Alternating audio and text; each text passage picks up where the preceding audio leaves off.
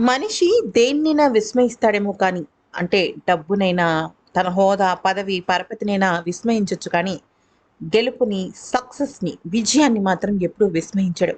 ఎందుకనంటే, విజయం లేని జీవితం చాలా చప్పగా ఉంటుంది. ఒక రకంగా విరక్తి కలుగుతుంది. అయితే ఇక విషయంలోకొచ్చినట్టయితే, మనం విజయం సాధిస్తున్న సమయంలో కొంతమంది వ్యక్తులు మన విజయాన్ని లాగేసుకుంటుంటారు. మనల్ని ఎప్పుడెప్పుడు కిందకి తోసేద్దామా అని ఎదురు చూస్తుంటారు. దానివల్ల ఎంతో గొప్పగా ఎదగాల్సిన మనిషి అక్కడక్కడే ఉండిపోతాడు.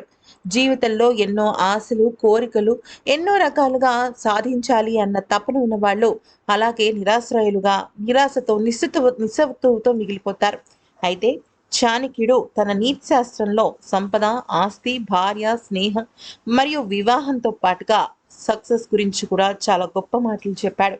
ఆ గొప్ప మాటలు తెలుసుకుంటే ఖచ్చితంగా మనం కూడా నేటి నుంచి అవి ఫాలో అయిపోతాం. నేటి ప్రజలు చాణక్యుడి సూత్రాలను అనుసరిస్తారు. జీవితంలో విజయం సాధించడానికి ప్రయత్నిస్తూ ఉంటారు.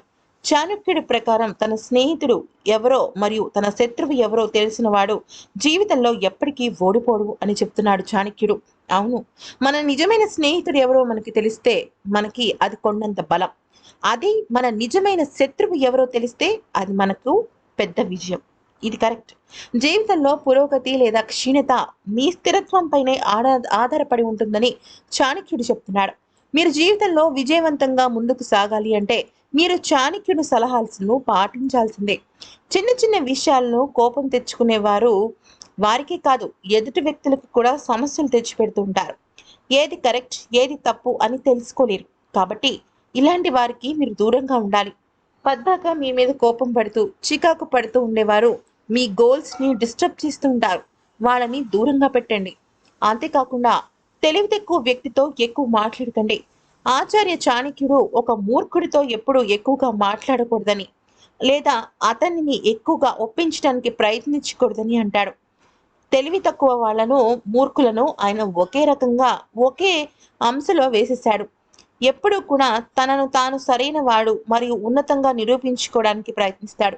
అటువంటి పరిస్థితుల్లో ఈ శక్తి వృధా అవుతుంది. ఎప్పుడైనా శక్తిహీనత జరిగింది అంటే మనం మానసికంగా కృంగిపోతాం. కొత్త ఆలోచనలు, కొత్త నేర్పరితనం ఇవన్నీ మనకి గుర్తురావు. ఇతరుల వల్ల మనసు పాడైపోతూ ఉంటుంది. అందుకే ఇలా అంటే వ్యక్తులకు దూరంగా ఉండాలి. స్వార్థపరులను ఎప్పుడూ తన స్వలాభం కోసమే ఆలోచించే వాళ్ళను దూరంగా ఉంచాలి.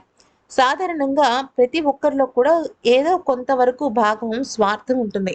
కానీ ప్రతి నిమిషం, ప్రతి సెకండ్ తన కోసం, తన స్వార్థం కోసమే ఆలోచించే వాళ్ళని అస్సలంటే అస్సలు దగ్గరికి రానివ్వకూడదంటున్నాడు చాణక్యుడు. ఎందుకంటే అలాంటి వారు ఎవ్వరిని సహాయం చేయనివ్వరు, వారు సహాయం చేయరు. ఇక మంచి ప్రయోజనం కోసం అబద్ధాలు చెప్పటం మంచిదని తిరువరాల్ వాళ్ళు స్వయంగా చెప్పారు. చిన్న విషయాలకు కూడా అబద్ధాలు ఆడేవారిని దూరంగా ఉంచాలన్నారు.